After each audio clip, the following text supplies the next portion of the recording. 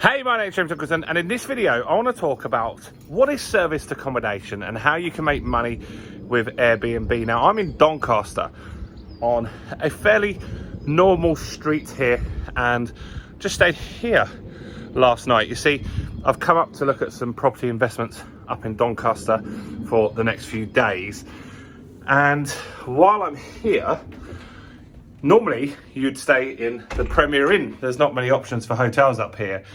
And Premier Inn, Travelodge, all of them are full for some reason. I'm not really sure why. Maybe some big events going on in town. So I had to look on Airbnb. And this property here, I stayed in last night for £90 for the night, which is pretty good.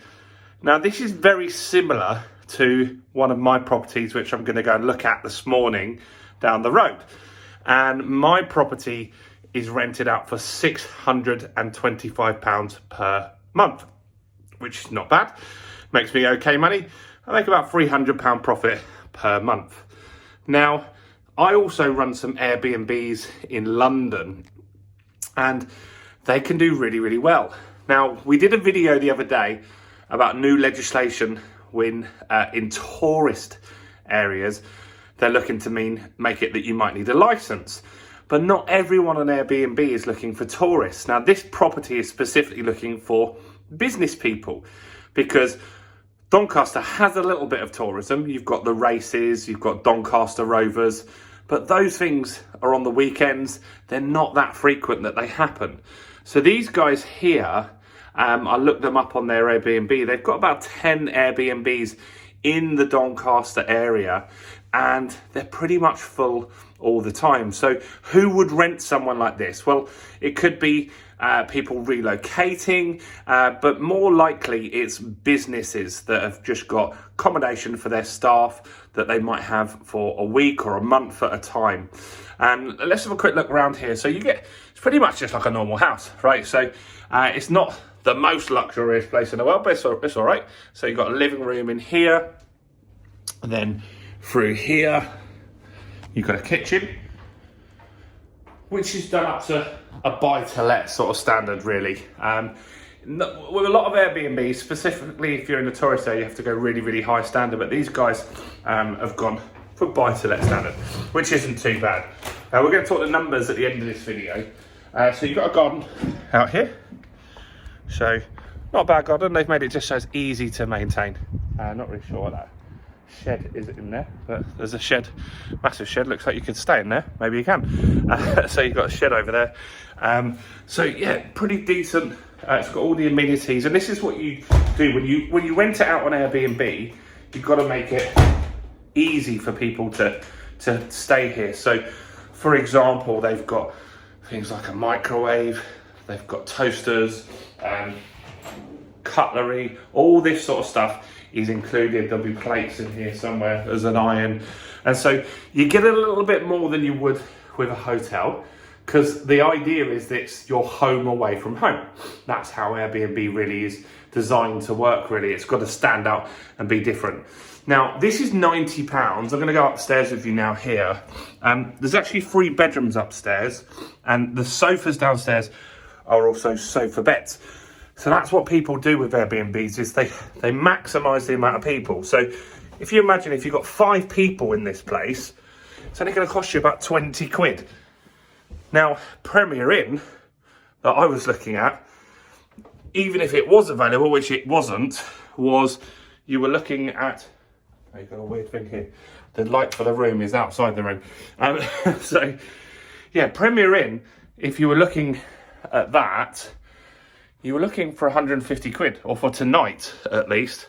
Last night wasn't available, but it is available tonight. 150 quid for a night.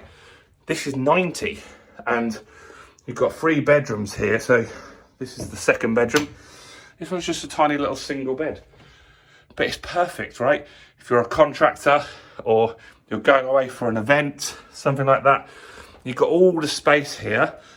And this is the room I decided to stay in. So you've got a big king-size bed there. There's not really much else is needed in here because you're not living here, so you don't need loads of wardrobes and stuff like that. There is storage and chest of drawers and things like that. So how does it work? how can you make money off this? So remember, down the road, I've got a property pretty much identical to this, and I'm getting £625 per month for that property. That's a vanilla, boring buy-to-let, and it's really, really a hands-off investment. So the estate agent manage it all for me. We're just coming up now just because haven't seen it for a while, and we're looking at some other deals up here. So I just wanted to have a look around, but I don't need to. My agent will run that all for me. So I make about 300 quid. Now, these guys, this place is pretty much rented out all the time. If I look up their Airbnb listings, there's limited availability. They've got a few nights here and there. I'd estimate that they've got around 90% occupancy, which is pretty good. And they're getting £90 a night.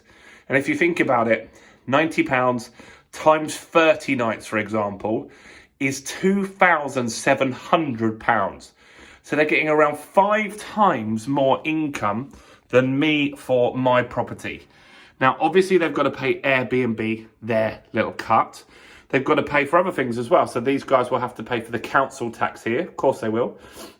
They've got Virgin TV, but they've got the lowest package. So I don't know what that is. They've got Virgin broadband as well. So let's just say you can get a package for 40 quid on that. They've got to pay for the gas and the electric.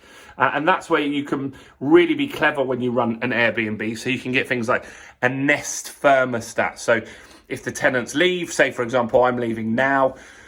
So if the tenants leave, you can turn down the heating as soon as they've gone to save your energy. And you don't actually have to go to the property. You just do that with your app.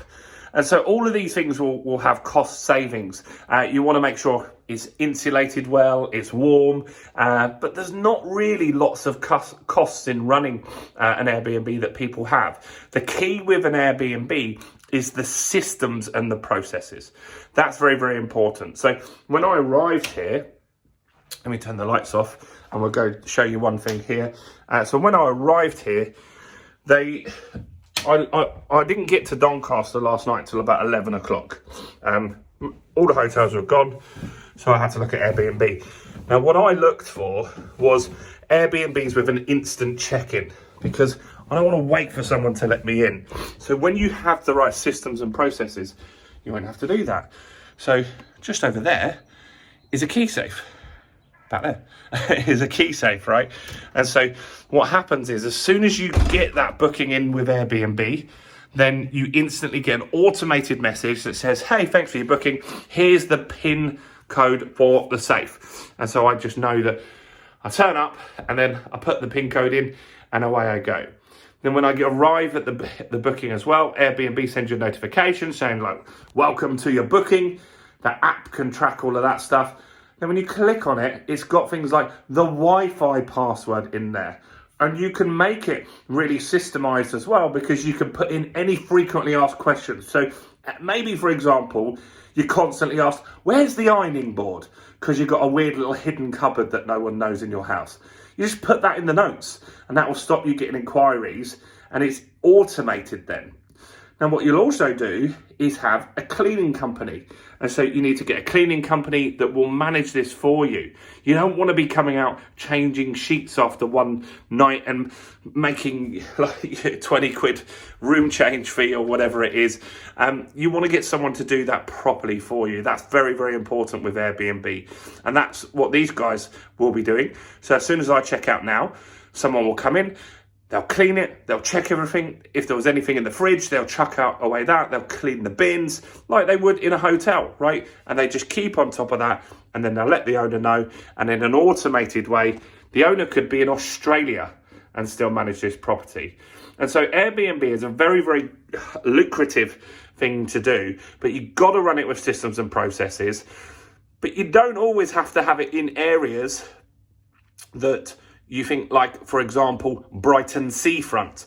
They can be in working towns like Doncaster, and you can attract a different kind of audience. Not everyone is looking to stay there. So I just thought I'd show you around my Airbnb. I thought I'd show you the difference in the income is staggering. £2,700 as opposed to 625. We might even look at making our one into an Airbnb now. as well, and looking for the agents and people like that that can manage that for us up here. But let me know your thoughts. What do you think? Would you stay here? Do comment below. Do like this video. Do subscribe to the channel, guys, and hit the bell. We're nearly at 5,000 subscribers now. You might be able to help us hit that magic number. So subscribe and hit the bell. Check out all the other content on the channel, including this video right here.